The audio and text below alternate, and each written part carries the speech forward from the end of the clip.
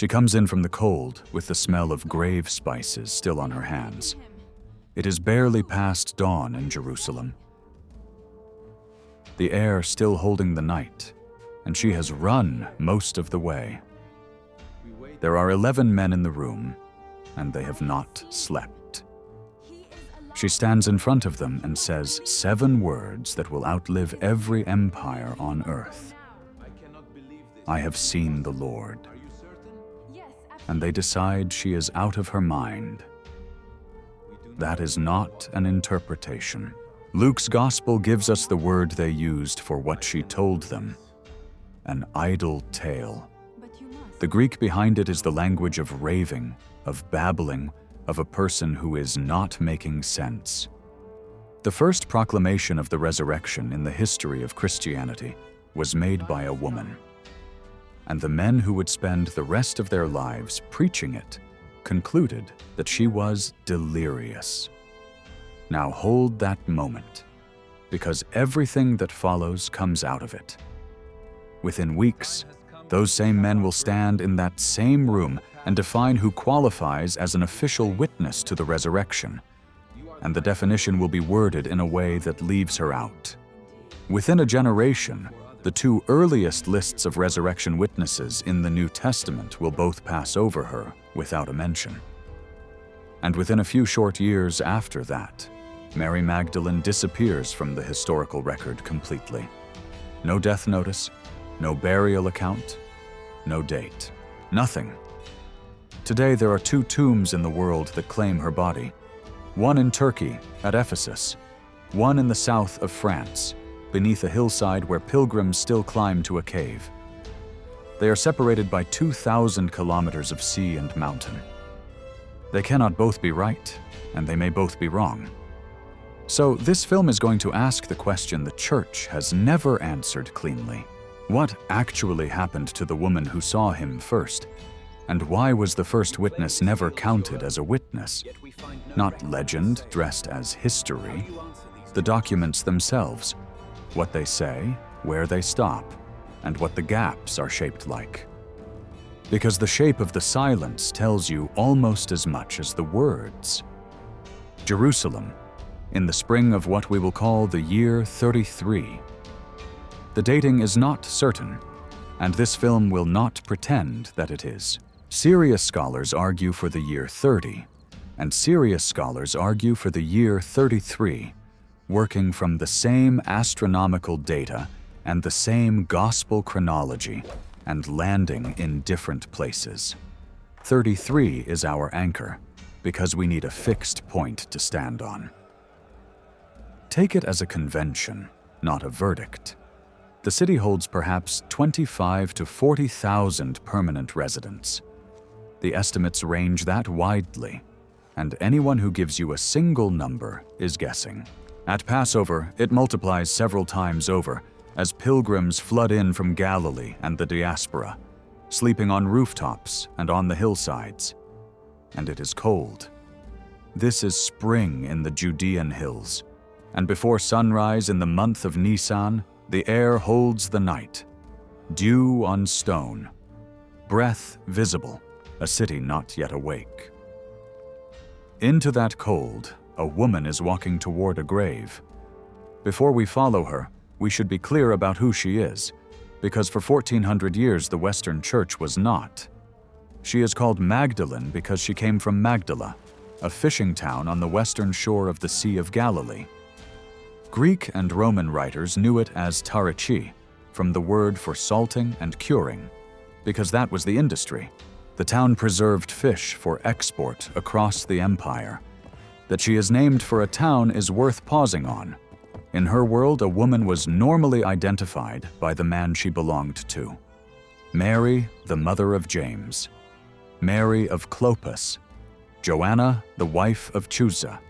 Mary Magdalene is identified by geography. Widowed, unmarried, estranged, independent. Every one of those has been argued, and none of them can be established from the text. But the naming is unusual, and it is deliberate. Luke introduces her in chapter 8 with a single line that has done more damage to her memory than any other sentence in Scripture. 7 demons had gone out of her. That is the entire statement. No description of her condition, no account of the encounter, and no suggestion whatsoever of the thing she would later be accused of. In Jewish usage, the number 7 carries the sense of completeness. 7 meaning whole, meaning total, meaning nothing left untouched. It reads as total affliction, not as an inventory. And the next verse tells you something the first one distracts from.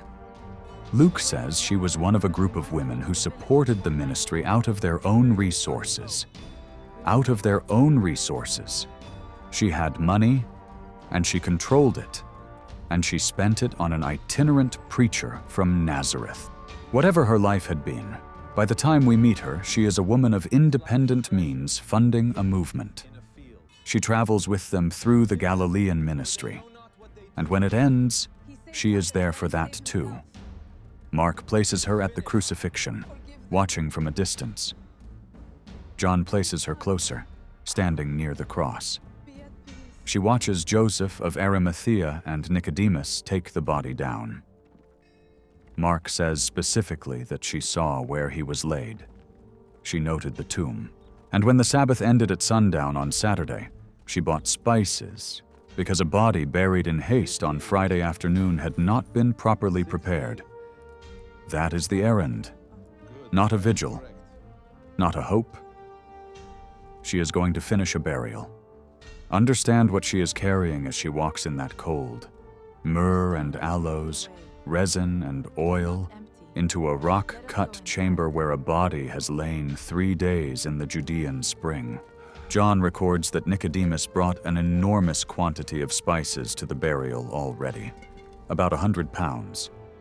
And the air inside would have been thick and sweet and sickening, resin laid over decay. She walks toward that knowingly. She has done it before, for other people. It is what women did. She arrives while it is still dark, and the stone has been moved. Now watch what she actually does, because it is the most historically interesting reaction in the entire New Testament. She does not conclude resurrection. She runs to Peter and to the other disciple, and what she says is, "They have taken the Lord out of the tomb, and we do not know where they have laid him."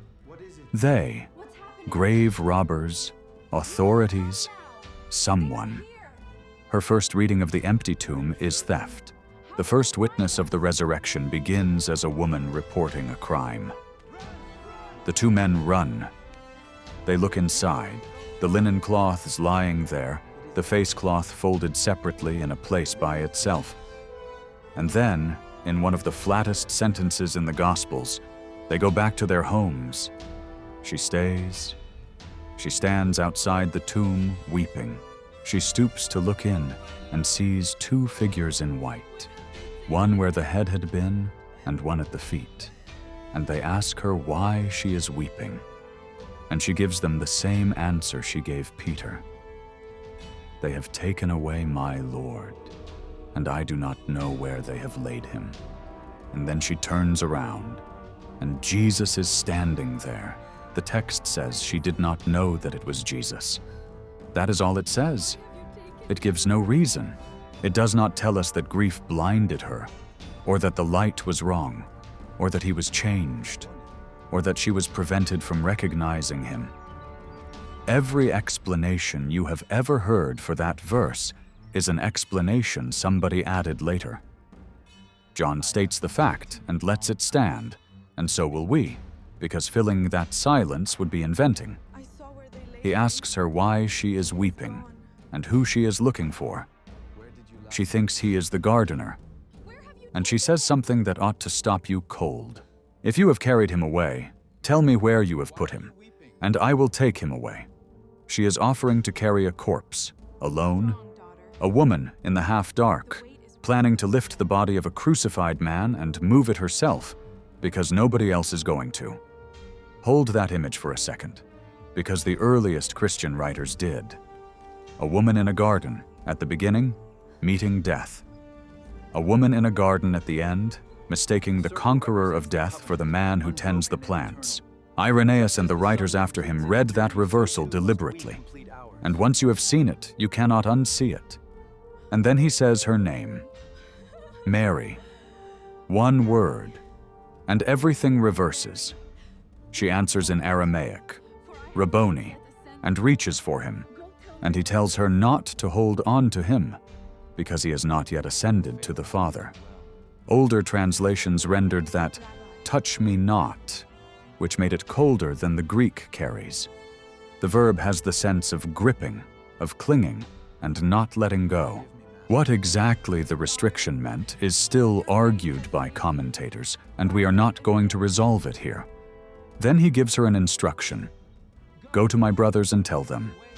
And she goes, and she says the words, I have seen the Lord, which brings us back to that room. Before we walk into it, I want to ask you something directly, because the rest of this film doesn't land unless you feel it from the inside. Have you ever known something to be true, told the people closest to you, and watched them decide you were mistaken? Not a disagreement about opinion, something you had seen with your own eyes, that you knew, and that the people who should have trusted you most simply would not accept, and you had to keep carrying it alone anyway. If that has happened to you, tell me in the comments. I read them.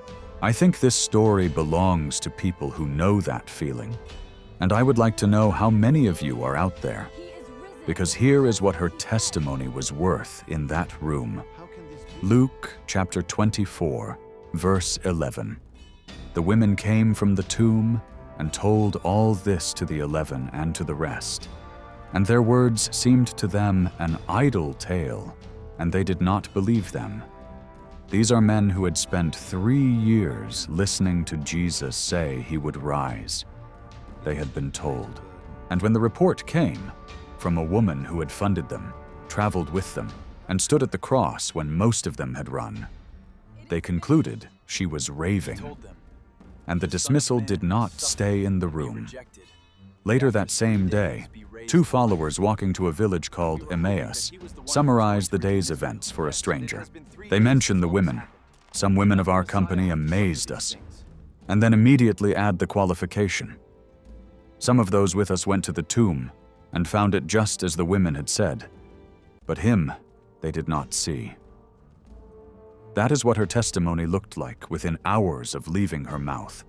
Passed on and passed on, already discounted. The men had verified the empty tomb, so that part was allowed to stand. The part only she had seen was left hanging. There is one more ancient telling of that refusal, in the longer ending of Mark, where she tells those who had been with him, and they will not believe. But that passage, Mark 16 from verse 9 onward, is missing from our earliest and best manuscripts, including Codex Sinaiticus and Codex Vaticanus, and most textual scholars regard it as a later addition. We mention it. We do not build on it. And then something happens that is easy to miss because it consists of nothing at all. John chapter 20, verse 18. She announces it, and that is the last time she appears in the 4th gospel. That same night, Jesus comes to the disciples behind locked doors. She is not mentioned. A week later, he comes again for Thomas. She is not mentioned. In the epilogue by the Sea of Galilee, 7 men are named at the lakeside. No woman is. The gospel that gave her the garden, and the name, and the first commission, simply stops carrying her. She has one possible appearance left in the entire New Testament. Acts chapter 1, verse 14. The 11, together with the women and Mary, the mother of Jesus, and his brothers, devoting themselves to prayer in the upper room. The women, unnamed. Luke, who had named her in his gospel, doesn't name her here. She may be in that room. Nothing says she is not. Nothing says she is. And that is the last place in the historical record where Mary Magdalene can be said to be, with any confidence at all. But look at what happens in that same room only a few verses later. Because this is where the silence stops being an accident and starts being a mechanism. Peter stands up and proposes replacing Judas. And he defines the qualification. It must be one of the men who accompanied them the whole time the Lord went in and out among them, beginning from the baptism of John until the day he was taken up. One of these must become with us a witness to his resurrection. Read the criterion carefully. Present from the beginning of the ministry. She was. Present through the whole of it. She was. Present at the crucifixion. She was when most of them were not. Present at the burial. She was. Witness to the resurrection. She was the first. She meets every substantive condition, and she is excluded by a noun. The Greek word Peter uses is andron, not the general word for people or for human beings, the word for adult males. The qualification is not written to shut her out. It is written in a world where it would not occur to anyone that it needed to, which is worse, in a way. She is not rejected. She is not in the category being considered. Two men are produced. Joseph called Barsabbas and Matthias.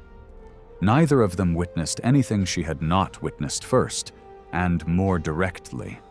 Lots are cast. Matthias is chosen, and is never mentioned again in the New Testament. We do not know whether she was in the room to hear it. Acts places the women in the upper room in verse 14. The meeting is described from verse 15. The text does not say. That is one of the genuinely unanswerable questions in this story, and it is the kind that stays with you at night. The pattern repeats, and it hardens. Around the year 55, Paul writes to Corinth and gives them the list, the earliest written account of the resurrection we possess, older than any of the Gospels. Christ died, was buried, was raised on the third day, and appeared. And then the witnesses, Cephas, the 12, more than 500 at one time, James, all the apostles, last of all, Paul himself. There is not a single woman on that list. Two explanations are offered, and this film doesn't choose between them. One, Paul is reciting a formula built for public argument in a legal world where a woman's testimony carried no weight, and naming the women would have handed his opponents a weapon. Two, he is listing those who held an ongoing apostolic commission, which is narrower than having been present. Both are reasonable. Neither is provable. What is certain is the outcome. In the oldest written resurrection tradition in Christianity, the first witness is absent. And then, around the year 57, comes the absence that weighs most. Paul writes to Rome, and in the 16th chapter he sends greetings, a long, warm, specific roll of names. He names roughly 10 women. Phoebe, a deacon of the church at Century. Prisca, Junia, whom he calls outstanding among the apostles. Tryphena and Tryphosa. Persis, Julia, and a woman he calls Mary, who worked hard among them. That Mary is a believer in Rome, and she is a different person. There are already 4 women named Mary in the New Testament who get confused with one another constantly, and this film is not adding a 5th to the pile. It is the most generous list of named women anywhere in the New Testament. Paul knew the movement. He knew who had done what, and the first witness of the resurrection is not on it. 3 readings are possible, and all 3 are inference. She was already dead. She was outside Paul's networks. He moves through the Greek and Roman world, and she may never have left Judea. Or she was alive, and simply not part of the story he was telling. By the year 57, roughly 24 years after the garden, Mary Magdalene has vanished from every document we possess. So where could she have gone? Here the record, silent about her specifically, is loud about the world she was living in. There were 3 doors out of Jerusalem in her lifetime, and she may have gone through any of them. The first opens around the year 34, after the stoning of Stephen. A great persecution arises, and the believers are scattered throughout Judea and Samaria, and Acts adds, pointedly, except the apostles. The apostles stayed. Everyone else left, and 2 verses later, the text specifies who was being hunted. Saul was ravaging the church, entering house after house, dragging off men and women and committing them to prison. Men and women. Whatever her standing was in the eyes of the 11, in the eyes of the persecution, she was a target like anyone else. The second opens in the year 44, when Herod Agrippa I kills James, the brother of John, with the sword. That is James, the son of Zebedee, one of the 12. Not the brother of Jesus, and not the son of Alphaeus. 3 different men who are endlessly confused, and then arrests Peter. A state-level attack on the leadership, and the leadership scatters. The third opens in the year 66, when Judea rises against Rome. Tradition preserves a memory here. Eusebius, in the 4th century, records that the Christians of Jerusalem withdrew before the siege to a town called Pella, across the Jordan. A number of modern historians think that account was constructed later. It reaches us as tradition, not documentation. But it is the only road out anyone remembered. And in the middle of that war, in the year 77, Rome came to her town. Josephus describes it because he was there. The assault on Tarishiak included a battle on the lake itself, boats against boats, and he writes about the water afterward in terms that are difficult to read.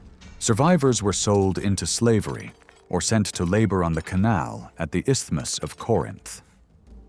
The town of the fish salters effectively ceased to exist. We know something about that town now that nobody knew a generation ago. In 2009, construction for a guest house on the shore triggered a salvage excavation, and archaeologists found a 1st century synagogue, one of very few anywhere securely dated before the year 70. In its floor lay a carved limestone block bearing a 7-branched menorah in relief. It is called the Magdala stone, and it was carved while the temple was still standing, by someone who had seen it. Mary Magdalene almost certainly stood in that building. No artifact anywhere in the world can be tied to her personally, and none is claimed here. But the floor is real, and it was there when she was. If she lived to the year 67, the place that gave her her name was destroyed inside her own lifetime. Which brings us to the 2 tombs. The Eastern tradition places her at Ephesus, and it has a logic you can trace, running through a single verse. From the cross, John records, Jesus committed his mother to the beloved disciple, and from that hour the disciple took her into his own household. If that disciple later went to Ephesus, and the early church consistently said he did, the household went with him. The tradition carries Mary Magdalene along as part of that circle, dying there and being buried there. Gregory of Tours records the Ephesus burial in the 6th century. Modestus of Jerusalem repeats it in the 7th. Byzantine sources say her relics were moved to Constantinople under the Emperor Leo VI in the year 886. This is tradition, not documentation. 5 centuries pass before anyone writes it down. But it is restrained. It is early by the standards of these things, and it hangs on a real verse of scripture. The Western tradition places her in Provence, in the south of France, arriving by boat, evangelizing the region, spending her last 30 years in a cave on a mountain called the Sainte Baume. There is no trace of this story anywhere before the 11th century. Not a mention, not a fragment. 1,000 years of complete silence, and then, in the medieval period, an elaborate and detailed biography appears fully formed. The Abbey of Vézelay claims her relics in the 11th century. A life of Mary Magdalene circulates under the name of the scholar Rabanus Maurus, though it was written long after he died and not by him. And in the year 1279, at Saint-Maximin, under Charles II of Naples, a tomb is opened and announced as hers, and the claim moves to Provence, where the basilica stands today. We are not going to tell you which tomb is real. We are going to give you the dates and let you do the arithmetic. Ephesus, 6th century, sparse, anchored to a canonical verse. Provence, 11th century onward, elaborate, anchored to nothing at all, and appearing at precisely the moment when European churches were competing for relics and for the pilgrims who followed them. That is as far as the evidence goes. Anyone who tells you more than that is selling you something. One more body of writing has to be addressed, because it is where most of the modern speculation comes from. The Gospel of Mary, from the 2nd century, and the Gospel of Philip, from the 3rd, give her a prominent and sometimes central role. They are real documents.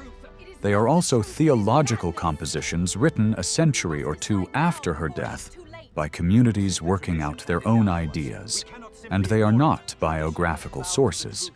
The passage from Philip quoted most often about her relationship with Jesus is physically damaged at exactly the point where it is quoted. The papyrus has a hole in it. What people repeat with such confidence is a reconstruction of missing words. So the honest answer to the question this film asks is, we do not know. She was scattered or she stayed. She died somewhere between the year 40 and the year 70. We know the world she lived in and the pressures that acted on her, and that is all. But something else happened to her name, and that we can trace precisely. In the year 591, Pope Gregory the Great preached a sermon in Rome in which he fused 3 separate women into one. Mary Magdalene, the anonymous sinful woman who anointed Jesus' feet in Luke chapter 7, and Mary of Bethany, the sister of Martha and Lazarus. 3 women, 3 different texts, one composite figure. And the sin attributed to the anonymous woman was transferred to Mary Magdalene, where it stayed. That is where the prostitute comes from, not from Scripture. There is not one verse in the Bible that says it. It comes from a 6th century homily, and it held in the Western Church for 1400 years. And it produced the Magdalene of every painting, and every play, and every film you have ever seen.